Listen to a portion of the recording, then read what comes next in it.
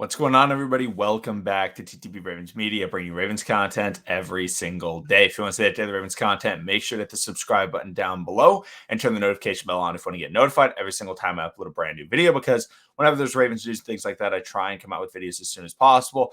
And in very small Ravens news, I don't think it's a big deal, which is why I didn't make a video on it. Lamar Jackson was not seen at practice today, or at least in the portions that were viewable to the media. So hopefully it has nothing to do with him saying like he's a bit sore from doing that flip.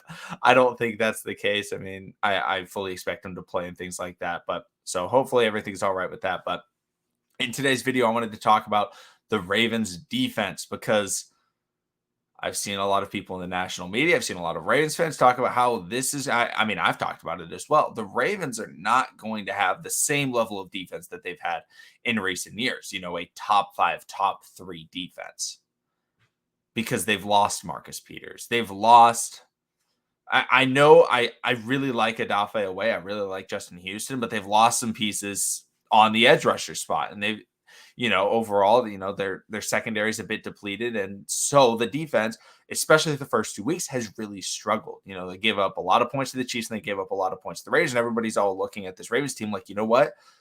It's going to have to be Lamar, and he's going to have to outscore everybody. And a lot of people compare that to the likes of like Dak Prescott in Dallas, or, the old Matt Ryan in Atlanta, where it's a great offense with a poor defense, and that's how they're going to have to win games. A lot of games like we've seen the Ravens been in, where it's like, oh, it's 36-35.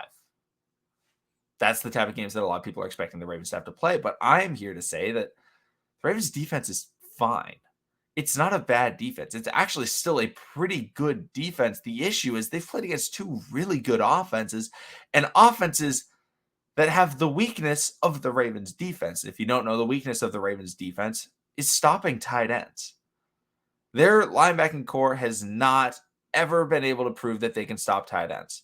Patrick Queen, I love Patrick Queen. They didn't put him on Travis Kelce. They put Malik Harrison and Chris Board on Travis Kelce.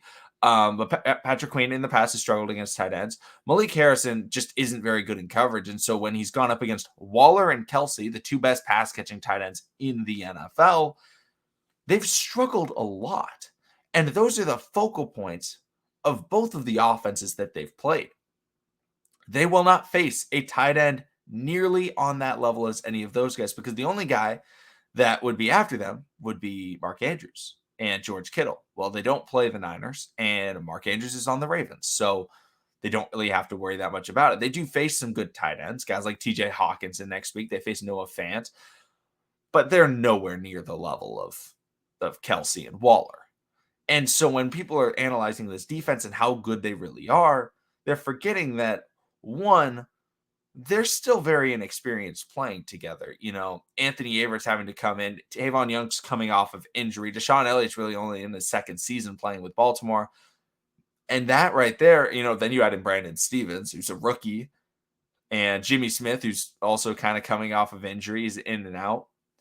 This is a defense that I still think can be very good. They could still easily be a top 10 defense in the NFL. The issue is just the first 2 weeks, they drew a bad hand in terms of the teams and styles that they're going against. But in terms of stopping the run, the Ravens are very good at that.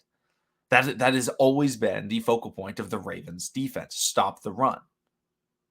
They're going to be very good at that, okay? Patrick Queen, very good at stopping the run. Malik Harrison, good at stopping the run. Calais Campbell, good at stopping the run. Adafe Away, good at stopping the run. Pernell McPhee, good at stopping the run. Tyus Bowser, good at stopping the run. Justin Houston, good at stopping the run. Brandon Williams, good at stopping the run. And Justin Madubuike, good at stopping the run. And on Derek Wolfe as well. So this defense is going to be able to stop the run. It just comes down to stopping the pass. And the Ravens defensively haven't been able to, they weren't playing the normal style of defense against the Chiefs, because they realized, what, the blitzing all out on Mahomes doesn't really work. But that works on a lot of quarterbacks. That works on a lot of quarterbacks that aren't as composed as Mahomes and don't have the weapons that Mahomes has to be able to step back and just launch it to guys like Tyreek Hill, Mecole Hardman, Demarcus Robinson. Is it Byron Pringle, I believe is his first name? A lot of guys with a lot of speed. So, but when we go against rookie quarterbacks, when we go against quarterbacks that are unable to move, for example, Jared Goff, it's going to be a lot easier to get those pressures, get those sacks, and get more back to the Ravens defensive pass. But the other thing that you have to look at with this Ravens defense is, even though they may not have the Marcus Peters anymore.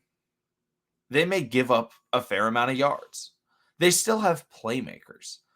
Marlon Humphrey is a playmaker. Deshaun Elliott is a playmaker. Heck, through 2 games, Odafe Oweh is a playmaker. I mean, that right there is enough guys that you can go out there and, like, even though they give up a lot of yards, when it comes down to it, they can all still make plays. Also, Patrick Queen is a playmaker. Sorry, I didn't mention him earlier. But, like, there's a lot of playmakers on this team, and then there's opportunities for new playmakers to arise. You know, there's a chance that Brandon Stevens is able to go out and make some plays. Anthony Averett made that big play against, what's his name? Tyreek Hill. You know, he was blanketed so much I forgot his name.